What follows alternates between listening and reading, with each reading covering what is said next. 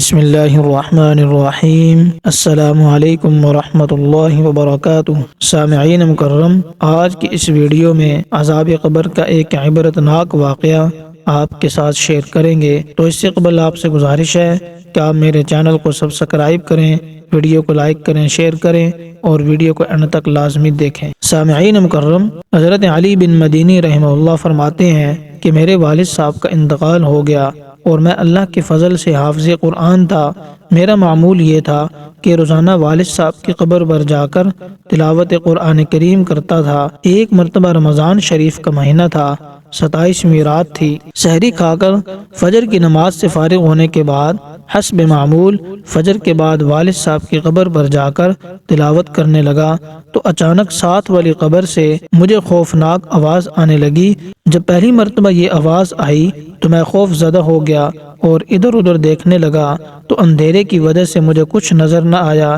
جب میں نے آواز کی طرف کان لگائے اور غور کیا، پتہ چلا کہ یہ آواز کسی قریب والی قبر سے آ رہی ہے اور ایسا محسوس ہوا کہ میت کو قبر میں خوفناک عذاب ہو رہا ہے اور اس عذاب کی وجہ سے وہ بہت تکلیف میں ہے۔ بس پھر کیا ہوا تھا کہ میں پڑھنا بھول گیا اور خوف کی وجہ سے میرے رونگٹے کھڑے ہو گئے اور میں اسی قبر کی طرف متوجہ ہو کر بیٹھ گیا۔ پھر جیسے ہی دن کی روشنی پھیلنے لگی تو آواز بھی مدھم ہونے لگی۔ پھر اچھی طرح دن نکلنے کے بعد آواز بالکل بند ہو گئی۔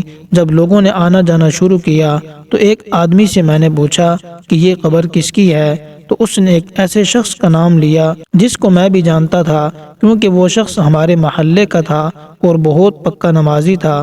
5 وقت کی نماز باجماعت صف اول میں ادا کرتا تھا اور انتہائی کم بولتا تھا اور نہایت شریف آدمی تھا۔ کسی کے معاملے میں دخل نہیں دیتا تھا۔ جب بھی کسی سے ملتا تو اچھے اخلاق سے ملتا، ورنہ زیادہ تر ذکر و اذکار میں اور تسبیح میں مشغول رہتا تھا۔ جب میں اس کو پہچان گیا تو مجھ پر یہ بات بہت گراں گزری کہ اتنا نیک آدمی اور اس پر یہ عذاب کیسے ہو رہا ہے۔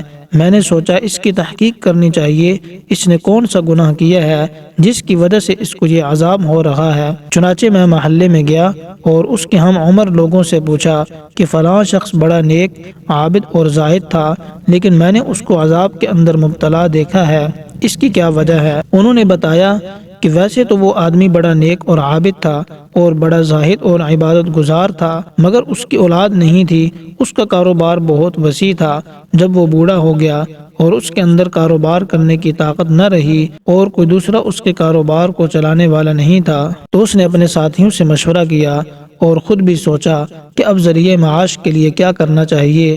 تو اس کے خبیث نفس نے اس کو یہ تدبیر سمجھائی کہ تو اپنا سارا کاروبار ختم کر اور جو کچھ پیسے ہیں ان کو سود پر لگا دے۔ چنانچہ اس نے سارا حلال کا کاروبار ختم کیا اور جو رقم آئی اس کو سود پر لگا دیا۔ چونکہ کاروبار سے فارغ ہو گیا اس لیے ہر وقت مسجد میں رہتا تھا، اشراق، چاشت، تہجد، اوابین وغیرہ تمام نوافل پڑھتا تھا۔ 5 نمازیں امام کے پیچھے باجماعت صف اول میں تکبیر اولیٰ کے ساتھ پڑھتا تھا اور دن رات ذکر و اذکار اور تسبیح میں مشغول رہتا تھا اور ہر مہینے سود کی رقم مل جاتی تھی، اس کے ذریعے مہینہ بھر گزارا کرتا تھا۔ بس یہ سن کر میں سمجھ گیا کہ اس کو شدید عذاب ہو رہا تھا، وہ اسی سود کی وجہ سے تھا۔ اللہ تعالی ہم سب مسلمانوں کو سود کھانے سے اور حرام پہننے سے بچنے کی توفیق عطا فرمائے۔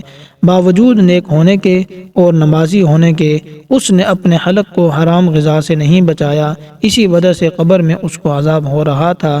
یہ عذاب اسی سود کھانے کی وجہ سے ہوا۔ تو سامعین مکرم، اللہ تعالی ہمیں بھی سود سے اور ہر قسم کے گناہوں سے بچنے کی توفیق عطا فرمائے۔ تو امید کرتا ہوں کہ آپ کو یہ ویڈیو پسند آئی ہوگی۔ اگر آپ کو یہ ویڈیو پسند آئی ہے تو آپ اسے لائک کریں اور شیئر کریں۔ السلام علیکم ورحمۃ اللہ وبرکاتہ۔